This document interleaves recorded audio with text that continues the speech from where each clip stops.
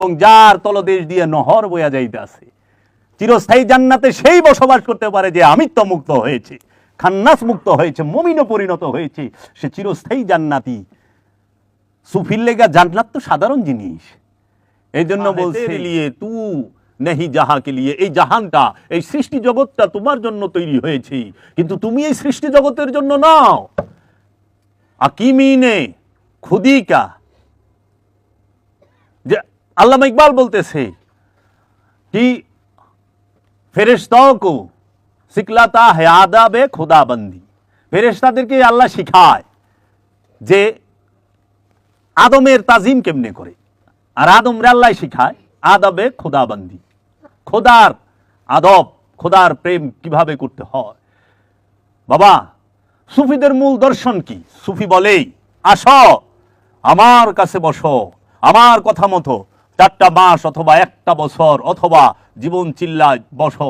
যদি সত্য এই 2 চোখে এবং জ্ঞান নয়নে, এই যে মাকামে মাহমুদায় যেটাকে বলা হয় জ্ঞান নয়ন, আজ্ঞাচক্র, শিবনিত্র, যেইখানে থার্ড আই বলা হয়, এই অন্তরের চোখ দিয়া যদি তুমি তোমার রবকে এই হায়াতে জিন্দিগির মধ্যে না দেখো, নিজেকে না দেখো, আমাকে ভালায় চলে যাও। সুফির মূল দর্শন হচ্ছে ত্যাগের মহিমায় মহিমান্বিত হয়ে নিজের নফসকে চেনা, নিজের নফসকে জানা, রবকে জানা। তাই আল্লাহর হাবিব বলছেন মান আরাফা নফসাহু ফাকাদ আরাফা রব্বাহু, যে তার নিজের নফসকে চিনতে পেরেছে, কোনো সন্দেহ নাই সে তার রবকে চিনে ফেলেছে। তো তোমার মূল উদ্দেশ্য কি? তোমাকে চেনা। বাবা জাহাঙ্গীর আমার মুর্শেদ বলছে সারা কোরআনে হাজার হাজার উপদেশ আদেশ যাহা কিছু আছে, যত সতর্ক করা হয়েছে, যত আদেশ দেওয়া হয়েছে, যত উপদেশ দেওয়া হয়েছে, একটা কারণে। সেই কারণটা কি? সেই কথাটা কি? একটা কথা, সেই কথা হইল তুমি তোমার নফসের সাথে মিশে থাকা খান্নাস রূপী শয়তান হতে মুক্তি নাও। খান্নাস রূপী শয়তান হতে মুক্তি নেবার জন্য যত আদেশ উপদেশ, যত সতর্ক বাণী দেওয়া হয়েছে, সব খান্নাস রূপী শয়তানকে কেন্দ্র করে। তাইলে তোমাদের একমাত্র কর্মই হইল খান্নাস রূপী শয়তানের পরিচয় জানা এবং খান্নাস রূপী শয়তান থেকে সতর্ক থাকা এবং খান্নাস রূপী শয়তানকে মুসলমান করে ফেলা অথবা নফস থেকে খান্নাস রূপী শয়তানকে তাড়িয়ে দেওয়া। এটাই হচ্ছে তোমাদের মূল উদ্দেশ্য। আল্লাহ তার দিদারের জন্য আমাদেরকে সৃষ্টি করেছেন, তার পরিচয়ের জন্য, কিন্তু সে নিজেই লুকায়া রইছে আমাদের থেকে। আল্লামা ইকবাল জিজ্ঞেস করছে, তুই যখন আল্লাহ তুমি তো আমাগো লেগেই, তোমার দিদারের লেগে আমাগো বানাইছো, তা আমাগো থেকে তুমি লুকায় রইছো কেন, পর্দা করছো কেন? তো এক গোর এক দান্দা হ্যাঁ, তুমি তো এক গোলক ধাঁধা। তুমি বলতেছ সবাই তোমার প্রেমিক, এই রাম আর রহিমের ঝগড়া কেন?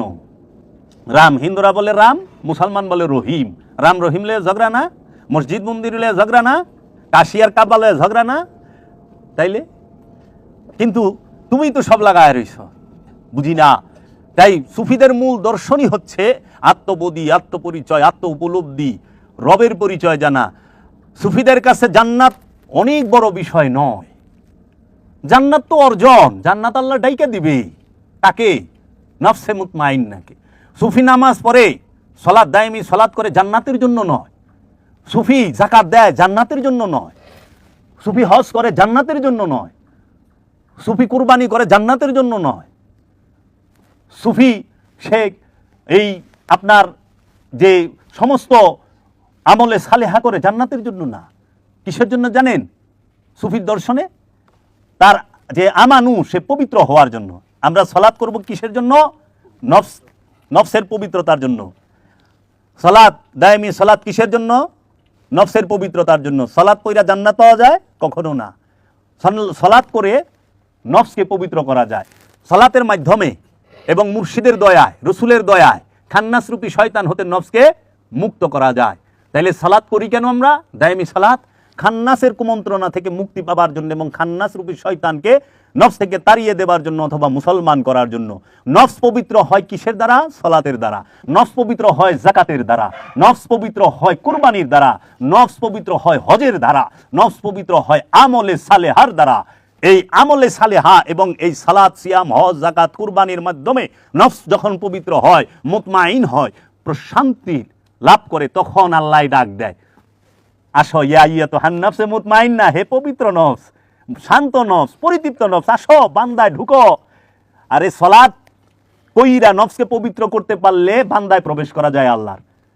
নফস পবিত্র না হইলে বান্দা হওয়া যায় না আল্লাহর বান্দা হওয়া যায় না। ওখানে তো তোমরা পানি দিয়ে উজু কইরে আল্লাহর বান্দা হয়ে গেছো গা। হ্যাঁ, মুখ দিয়ে লা ইলাহা ইল্লাল্লাহ মুহাম্মদ রাসূলুল্লাহ পয়রে আল্লাহর বান্দা হয়ে গেছো। আল্লাহর বান্দা এত সস্তা জানো? আল্লাহর বান্দা ডাক দিলে যে আল্লাহর সাথে সাথে জবাব দেয়, এটা আল্লাহর কমিটমেন্ট, ওয়াদা। আল্লাহ ওয়াদা করছে, ওয়াকালা রাব্বুকুম উদুনি আস্তাজিব লাকুম। সুতরাং তোমাদের লোভ বলিলেন আমাকে একা ডাকো, সঙ্গে সঙ্গে আমি তোমাদের জবাব দেব। শর্ত একা ডাকো। দুই হইয়া রইছ, নফস আর খান্নাস। এই দেহের ভিতরে নফস আর খান্নাস মিলা দুই হইয়া রইছ। দুই থাকলে দুইয়ের কয় উদু না, আর আল্লাহ কইছ উদু উনি, একা ডাকো। আর যদি সবাই মিলা থাকো তাহলে কয় উদু কুম, উদু কুম, উদু না, উদু উনি। উদু উনি বলছে কোরআনে যে আমাকে একা ডাকো, সঙ্গে সঙ্গে জবাব পাবে। আমাকে দুইজনে মিলা ডাকলে জবাব পাইবা না, সবাই মিলা ডাকলে পাইবা না। একা ডাকতে হবে। সেই একাটা বাহিরগত একা না, ভেতরগত একা, নফসের একা। নফস যেন খান্নাস যুক্ত, শয়তান যুক্ত না থাকে। শয়তানকে নিয়ে আল্লাহকে ডাকলে আল্লাহ শুনে না। আর শয়তান মুক্ত নফস, সে হয় আল্লাহর বান্দা। আল্লাহর বান্দায় ঢুকে নাফস এই নামাজে জান্নাত দেয় না আল্লাহ জান্নাত দেয়? জান্নাত তো দিবা আল্লাহ। সালাত দ্বারা কলব পবিত্র হয়, পানি দ্বারা দেহ পরিষ্কার হয়। পবিত্র কি আর পরিষ্কার কি আগে জানো। তোমরা পানি দ্বারা যে পড়ো আউযুবিল্লাহি সামিউল আলিম বিসমিল্লাহি আলাদিন ইসলাম আল ইসলাম হাক্কুন ওয়াল কুফরে বাতিলুন, পড়ো না ওজুর দোয়া নাকি? আমি তো অনেক কিছু বুঝলেও গেছি, কারণ ওই রাস্তায় আটি না, হনে রাস্তায় ভিন্ন, বুঝছ? তো পড়তাম। এত উজু কইরা এত তো ভালো হইতে দেখলাম না। মীর জাফর এত উজু করলো, মীর জাফর গাদ্দারি ছাড়া পারলো না। মীর জাফর সবসময় সূরা ইয়াসিন পড়তো, তসবিহাতে থাকতো, উজু তো কম করে নাই। এই মিয়া, উজু করলে হ্যাঁ নাপাক থাকে? যে আর উজু হয়ে গেছে সে সুদ খাইতে পারে, যার উজু হয়েছে সে ঘুষ খাইতে পারে। তাইলে উজু করে নামাজ পড়ে আবার উজু ভাঙে। উজু যদি একবার হয় সেই উজু কি জীবনে ভাঙে? উজু একবার, মৃত্যু একবার। মৃত্যু দুই প্রকার, একটা খান্নাস রূপী শয়তানের মৃত্যু হবে, ওই মৃত্যুটা ঘটাইবেন নফসে সাধনার মাধ্যমে। আরেকটা হবে দেহের মৃত্যু। এই দেহের মৃত্যু বারবার হয়, আর নফস মৃত্যু স্বাদ গ্রহণ করবে একবার, সেটা খান্নাস রূপী শয়তানকে তাড়িয়ে দেবার, মুক্তি নেবার মৃত্যু, যেটা আমিত্বের মৃত্যুকেই বলা হয়েছে হাকিকি মরণ। এই আমিত্বের মরণ সারা জিন্দিগিতে একবার। আমিত্বের মরণ, খান্নাসের মরণ, কামনা বাসনার মরণ একবার। আর দেহের মরণ বারবার। ওলি আল্লাহরাও আসে, নবী রাসূলরা বিভিন্ন রূপে বিভিন্ন জায়গায় বিভিন্ন দেহ ধারণ করে আসতেছেন, আগমন করছেন, কিন্তু তাদের আগমনটা আমিত্বযুক্ত আগমন নয়। এর জন্য যে নফস আমিত্বযুক্ত থাকবে, শয়তান যুক্ত থাকবে, তাকেই কিয়ামতের মুখোমুখি হতে হবে। এই জন্য কিয়ামত আর মৌত এক বিষয় না। কিয়ামত আর সাআত আর মৌত এক বিষয় না। সাআত এক বিষয়, মৌত এক বিষয়, কিয়ামত আর এক বিষয়। কিয়ামত হয় কার, মৌত হয় কার, আর সাআত হয় কার? আজ পর্যন্ত না কোনো পিসাবে ক্লিয়ার করা পারলো, না কোনো মোল্লায় ক্লিয়ার করা পারলো, পারেই নাই। খালি মানুষকে ভয় দেখায়। মানুষ মুক্তির রাস্তা কই পাইব? তাই বাবা জাহাঙ্গীর বলছে লক্ষ লক্ষ ভক্ত গুরু নাই। ওই গুরু নাই যে একজনকে পার করে দেওয়ার মতো ক্ষমতা রাখে, নাই। তাহলে এই নফসের মরণ, কুল্লু নফসুন যায়কাতুল মাউত, প্রত্যেক নফস একবার মৃত্যুর স্বাদ গ্রহণ করবে। আমিত্বের মরণ হইলে নফস মৃত্যুর স্বাদ গ্রহণ করে, তার জীবনে আর কোনোদিন আমিত্ব আসে না। সে চিরস্থায়ী জান্নাত। তুই যে বলে কি ফি হা খালিদিনা তাজরি মিন তাহতি আল আনহার ফিহা খালিদিনা, তিনি চিরস্থায়ী জান্নাতে প্রবেশ করে এবং যার তলদেশ দিয়ে নহর বয়া যাইতেছে। চিরস্থায়ী জান্নাতে সেই বসবাস করতে পারে যে আমিত্ব মুক্ত হয়েছে, খান্নাস মুক্ত হয়েছে, মুমিনে পরিণত হয়েছে, সে চিরস্থায়ী জান্নাতি। সুফির লেগা জান্নাত তো সাধারণ জিনিস। এই জন্য বলছে जन्नत मेरे नसीब की वाइस को बख्श दे, जन्नत मेरे नसीब की वाइस को बख्श दे, मेरे कफन में मेरे कफन में मेरे कफन में हमेशा मेरे जहांगीर बाबर खुशबू रहे, मेरे कफन में जहांगीर बाबर खुशबू रहे, दिल में जिगर में आँख में, दिल में जिगर में आँख में बस तू ही तू रहे, इसकी सिवा ना और कोई आरज़ू रहे इसकी। আমার নসিবে মাওলা যে জান্নাত লেখা রাখছো, ওয়াইসকো বখশ দে। আমার নসিবে যে জান্নাত আছে সেই জান্নাতটাকে তুমি ওই মোল্লারে দিয়ে দাও যে জান্নাত লয়ে কাকা লাগাই দিছে, সারাক্ষণ চিল্লে কান্দে, আল্লাহ জান্নাত দিয়ে দাও। মেরে কাফন মে জাহাঙ্গীর বাবার খুশবু রহে। আমার কাফনের মধ্যে যেন আমার মুর্শিদ কেবলায়ে আলম, কেবলায়ে কাবা, কালান্দার বাবা জাহাঙ্গীরের গ্রান থাকে। আমার জান্নাত লাগবে না? আমি আমার মুর্শিদের কদমে ঠাই চাই, আমি আমার মুর্শিদের মধ্যে ডুবা থাকতে চাই। কাফের আশিক হুঁ मैं, बंदा इस्लाम ना हूँ। बुत परस्ती मेरी जिंदगी है, बुत परस्ती मेरी बंदगी है, बुत परस्ती मेरी दिलदार भी है। আমি প্রেমের কাফের, ইসলামের বান্দা আমি নই। পীর পূজায় আমার জীবন, পীর পূজাই আমার ইবাদত, আমি পীর পূজাতে আমার জীবন উৎসর্গ করে দিয়েছি। মাতাল রাজ্জাক দেওয়ান কইছে না যে আমি শরাবি চলেছি পথে, সরে দাঁড়াও হে যত মাওলানা, লাগিলে গন্ধ হবে যে মন্দ, অজু গুসুলার নামাজ রোজা তো আর হবে না। মুর্শিদ নামের গজল গাবো, ওই নামেরই শরাব খাবো। মুর্শিদ নামের শরাব খাবো, ওই নামেরই গজল গাবো। মুর্শিদকে পাইলে আমি আমার খুদারে পাবো। দেখো আল্লাহর ওলির কালাম কি, দয়াল মাতাল রাজ্জাক দেওয়ান বলছে। দেখছ সুফিদের সবার কালাম এক, অভিন্ন। মুর্শিদ তো সুফি আধ্যাত্মবাদে ফকিরির মধ্যে কি, আমরা ফকিরে কেন আসি? আমরা ফকির কখনো কাউকে কষ্ট দেয় না, ফকির কষ্ট সয়। ফকিরকে নির্যাতন করে অসতেরা, সৎ মানুষ সব সময় কষ্টে থাকে, সৎ মানুষের সব সময় আঘাত করা হয়। আমার ছেলে বলল যে বাবা আমারে ভণ্ড, আরে তোরে তো ভণ্ড কইছে, কইছে, এইটা মামুলি ব্যাপার।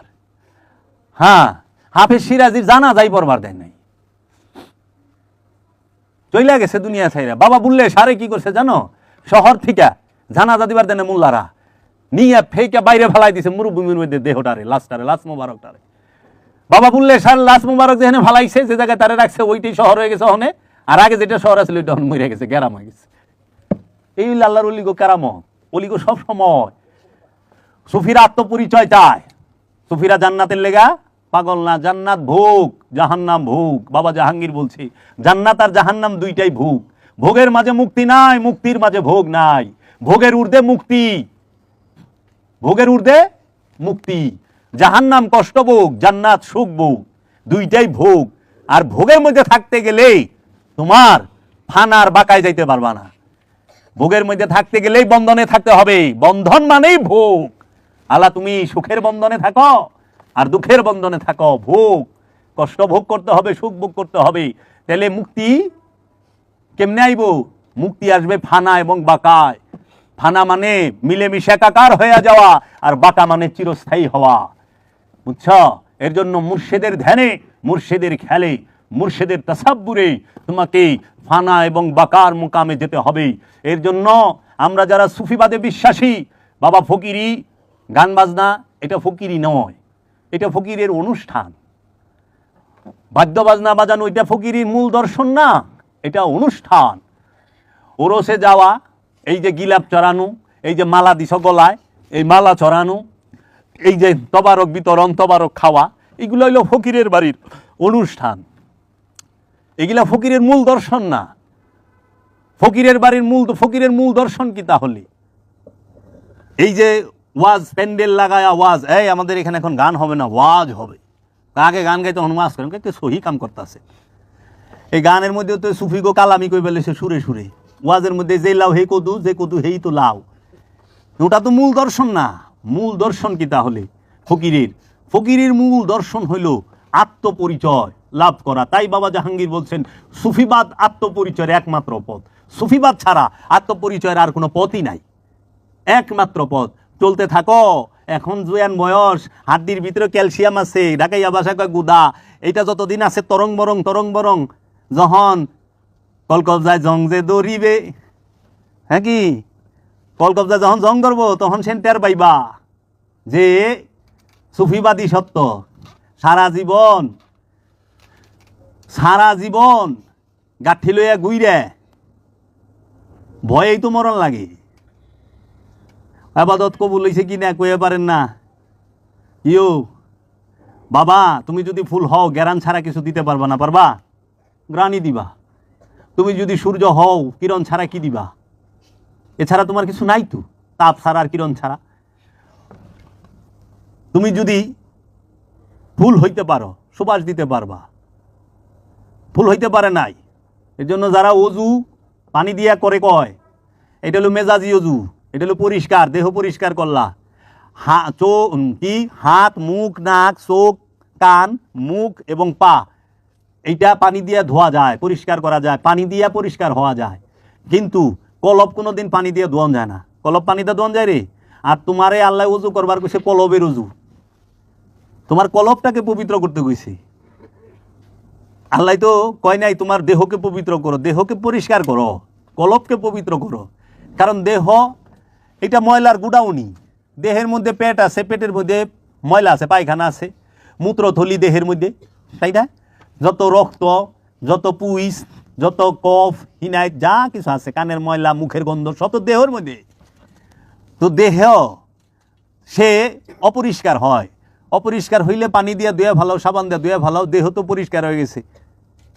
কিন্তু কলব পরিষ্কার হয়, মনে বাবলা পাতার কষ লেগেছে, ধুইলে যায় না সাবানে, গুরু মনের ময়লা যাইব কেমনে? মনের ময়লা পানি দিয়ে ধুয়ে যাওয়া যায় না, হিংসা পানি দিয়ে ধুয়ে খেদান যায় না। এর জন্য কয় বিজ্ঞান আর কোরআনে কোনো দিনও না। বিজ্ঞান আর সুফিবাদ এক না। সুফিবাদ হইল আত্মপরিচয়ের জ্ঞান, আর বিজ্ঞান হইল বস্তুর উন্নতির জ্ঞান। বিজ্ঞান ফ্রিজ বানাইছে, বিজ্ঞান টিভি বানাইছে, বিজ্ঞান সে তোমার কম্পিউটার বানাইছে, বিজ্ঞান এক্সরে মেশিন বানাইছে, বিজ্ঞান আলট্রাসোনোগ্রাম মেশিন বানাইছে, সিটি স্ক্যান মেশিন বানাইছে, বিমান বানাইছে, রকেট বানাইছে, গাড়ি বানাইছে, মোবাইল বানাইছে, বানাইছে না? বিজ্ঞান স্যাটেলাইট বানাইছে। কিন্তু বিজ্ঞান তো অন্তরি লোভ কমানে ট্যাবলেট বানাই পারেন নাই, পারছে? করোনা টিকা বানায় পারছে, হামের টিকা, পক্সিটে সব বানায় পারছে, দেহের রোগের চিকিৎসা বিজ্ঞান করা পারছে। কিন্তু মনের রোগের চিকিৎসা, কলবের চিকিৎসা বিজ্ঞান করা পারে নাই। এর লেগা বিজ্ঞানীরাও ক্রিসমাস ডে পালন করে, মানে ঈসা নবীর জন্মদিন পালন করে। চিন্তা করা পারো? নবীর জন্মদিন সারা পৃথিবীর বড় বড় মাথালারা, বড় বড় লিডারেরা, সবচেয়ে বড় ধনী দেশ তারাও পালন করতেছে। কার জন্মদিন? নবীর। খ্রিস্টানরা যিশু বলে, কিন্তু কোরআন তো তাকে ঈসা রুহুল্লাহ বলছে, তিনি একজন নবী, নবীর জন্মদিন। আচ্ছা, আরবের বাদশারা, রাজা বাদশারা কার ঈদ পালন করে? বাপের ঈদ পালন করা পারে না। মহানবীর দেওয়া ঈদই করণ লাগে, মহানবীর দেওয়া নামাজই পড়ন লাগবো, মহানবীর দেওয়া রোজাই করে, মহানবীর কথা মতো চলার লাগবো। আর মহানবীর না মানলো, তার নাম লইয়া তার বিরুদ্ধে কথা কইতে হইব, সদ্যবেশ ধরতে হইব। তো মহাপুরুষ গো দিন দেখো, বৌদ্ধরা বৌদ্ধ পূর্ণিমা করে না? গৌতম বুদ্ধের জন্মদিন। কিরে, তো মহাপুরুষরাই তো খাড়াই রয়েছে সভানে, মহাপুরুষরা খাড়াই রয়েছে না? ভগবান শ্রীকৃষ্ণ জন্মাষ্টমী। হিন্দুস্তানে কত রাজা বাদশা গেছে, হিন্দু জমিদাররা গেছে না, কত সরকার গেছে না? কেউ জন্মদিন পালন করা, ঈদ পালন করা হয়। নবীর জন্মদিন ঈদ হয়, মহাপুরুষের জন্মদিন ঈদ হয়। তোরা এত বড় বড় কিছু জন্ম, কোনো বিজ্ঞানীর জন্মদিন আজ পর্যন্ত ঈদ বানাইছে না সারা বিশ্ব? না। কারণ দেহের চিকিৎসার থেকে অন্তরের চিকিৎসা বড়। কারণ অন্তর পবিত্র হইলে আখেরাতে ঢুকন যায়, আখেরাত ভালো হয়। অন্তর পবিত্র না হইলে আখেরাত বড় খারাপ। এর জন্য কলবের পবিত্রতার জন্য বিজ্ঞান এখনও ট্যাবলেট আবিষ্কার করা পারে নাই, মেডিসিন আবিষ্কার করা পারে নাই, কোনো কিছু আবিষ্কার করা পারে। বরঞ্চ কি কলবের পবিত্রতা করতে হয় একাগ্র চিত্তে। কিসে? একাগ্রতা চিত্তে, নির্জনে, একদম নীরবে, নিবৃত্তে, একাগ্র হয়ে, যে শুধু তারই চিন্তা থাকবে, আর কারোর চিন্তা থাকবো না। তাইলে বিজ্ঞান মানুষকে নীরব বানাইতে পারছে? পারে নাই তো। মানুষকে ব্যস্ত বানাইছে। এই যে মোবাইল দিয়ে দিছে, মানুষ ব্যস্ত থাকে সারাক্ষণ, তোরাই তো ব্যস্ত থাকস। এহেনে দেনের কথা শুনস, কিন্তু বাকি তো দেন সুইটা যায় ফেসবুকে ঢুকলেই। নিরিকে ফেসবুক, বর্জকে ফেসবুক, তাসাব্বুরে ফেসবুক। আচ্ছা, ইউটিউব, নিরিকে ইউটিউব, বর্জকে ইউটিউব, তাসাব্বুরে ইউটিউব। যে হুজুর কল্লা সালা তাল্লা হুজুর বিকাল খেল খেলবের দিকে কাল বাল্লার দিকে আল্লাহকে হাজির নাজর 4 রাকাত পইরে মোবাইলটাকে খুলে খোঁচা মারে। এই তো আমরাও মারি। তাহলে আমাকে তো একাগ্র নীরব থাকার যন্ত্র বিজ্ঞান আবিষ্কার করতে পারে নাই, পারছে? ব্যস্ত বানাইছে। কম্পিউটার দিছে, ব্যস্ত থাকো কম্পিউটার লইয়া। মোবাইল দিছে, ব্যস্ত থাকো। ফেসবুক দিছে, টুইটার দিছে, ভাইবার দিছে, ইউটিউব দিছে, ব্যস্ত, সারাক্ষণ ব্যস্ত। টিভি ব্যস্ত, হ্যাঁ স্টার জলসা, হ্যাঁ অগবধূ সুন্দরী, আচ্ছা মিঠাই, সিরিয়ালের নাম মিঠাই দেখতে আছে। তারপরে জানি কি কয়দিন তো পাখি, কাপড়ও পাখি কাপড় বাইরে গেছেন, ব্যস্ত। বিজ্ঞান ব্যস্ত বানাইছে তোমাকে, বিজ্ঞান তোমাদেরকে নীরব করতে পারে নাই।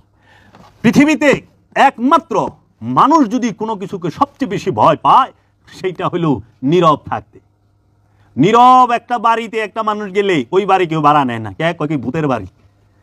মানুষ বানায় ভালাইছে নীরব থাকে ভূতে, ভূতে নীরব জায়গায় থাকে। আর কোনো দিনও না, তোরাই ভূত, ভূতে সবচেয়ে বেশি ব্যস্ত থাকে, ট্যাম পারতেই থাকে। নীরব থাকে হইলে আল্লাহর ওলিরা, নীরব থাকে মুমিনেরা, নীরব থাকে নবীরা, নীরব থাকে রসুলেরা।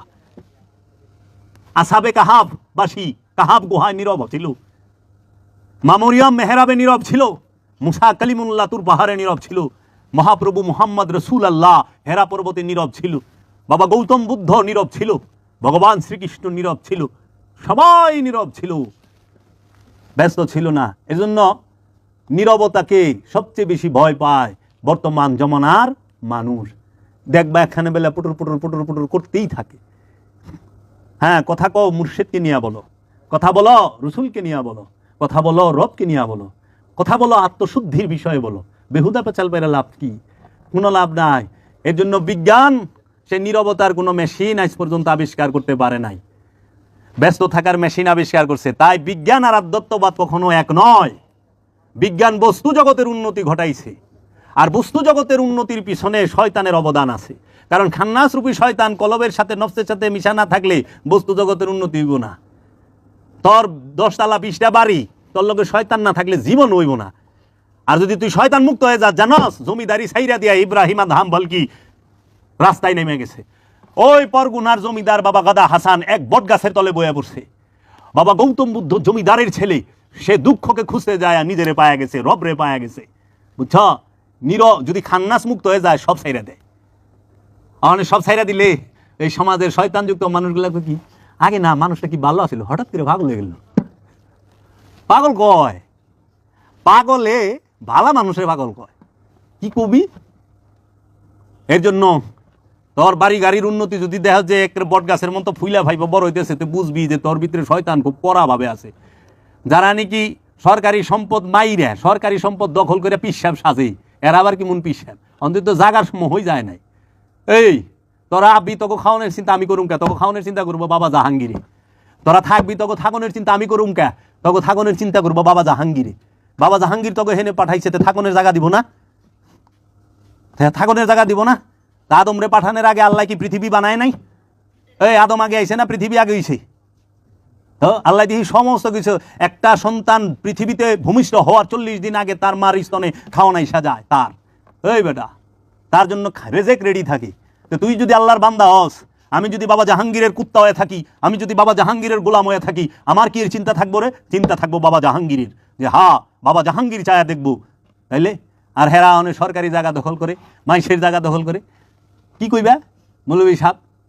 সব সরকারি জায়গা দখল করে বয়ে মসজিদ বানাইতেছে। দেখো গাং দখল করে মসজিদ বানাইছে, রাস্তা দখল করে মসজিদ বানাইতে দিচ্ছে। মানে বাংবার গেলে কি মসজিদ না? কেন? সুশৃঙ্খলভাবে আসো। উলিয়ে কামেলের বিষয়ই ভিন্ন। এর জন্য দেখবা যে হাজার হাজার কোটি টাকা মালিক হয়ে বয়ে রয়েছে, সম্পদ জমাইছে, বুঝবা পড়া শয়তান লয়ে বয়ে রয়েছে। মাইন্ড করিও না, কারণ আল্লাহ কইছে সম্পদ জমাকারী জাহান্নামী। ওয়াইলুল্লি কুল্লি হুমাজা তিল্লুমাজা, সূরা হুমাজা পইরো, সূরা মাউন পড়বা।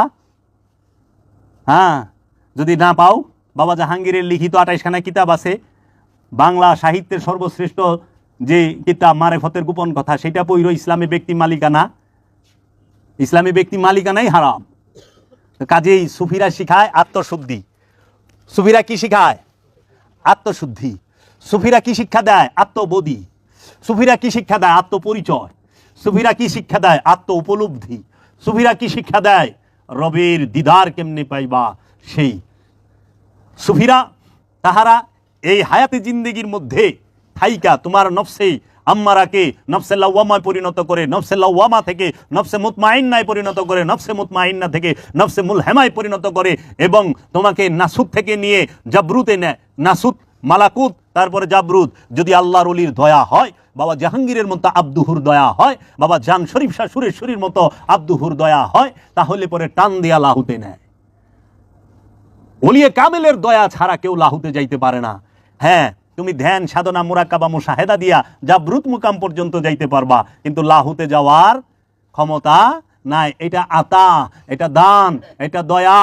তাই বাবা জাহাঙ্গীর বলছেন যে দেখো বাবা, কোরআন বলতেছে ওমান উদিয়ান হিকমাতা ফাকাদ খাইরান কাসীরা, আমি যাহাকে এক মুষ্টি রহস্যের জ্ঞান দান করলাম, কোনো সন্দেহ নাই তাকে আমি যথেষ্ট কল্যাণ দান করলাম। কোরআন বলতেছে ইউতি মাইয়াশাও, আমি যাকে খুশি তাকে দেব।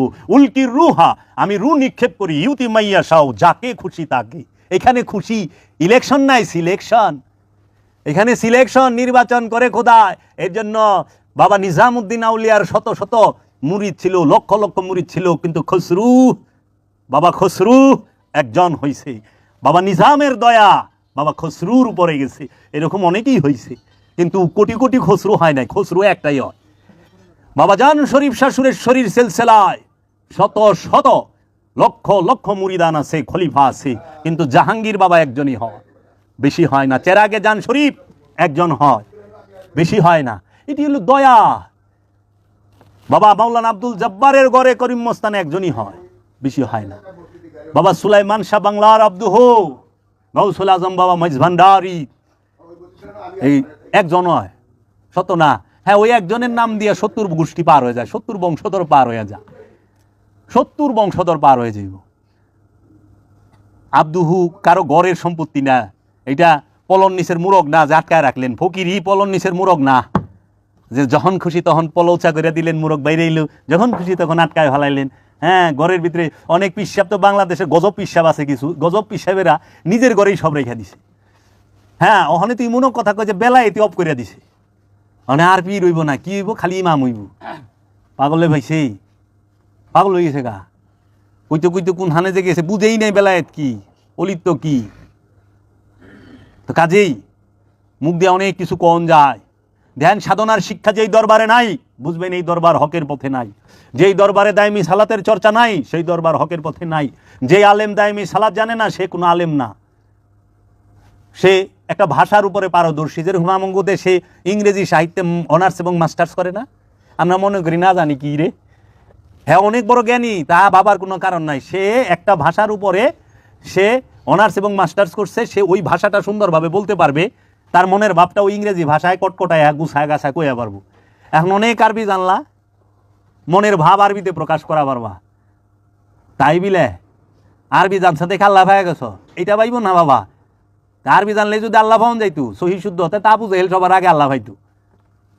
আবু জেহেল পিএইচডি আছিল, এর মতো এত বড় বিদ্যান ওই সময় আরবের বুকে কেউ ছিল না। জাহিরি বিদ্যা, বাতিনি বিদ্যা ছিল না দেখে আল্লাহর হাবিব বলে দিল আপনি আবু জাহেল।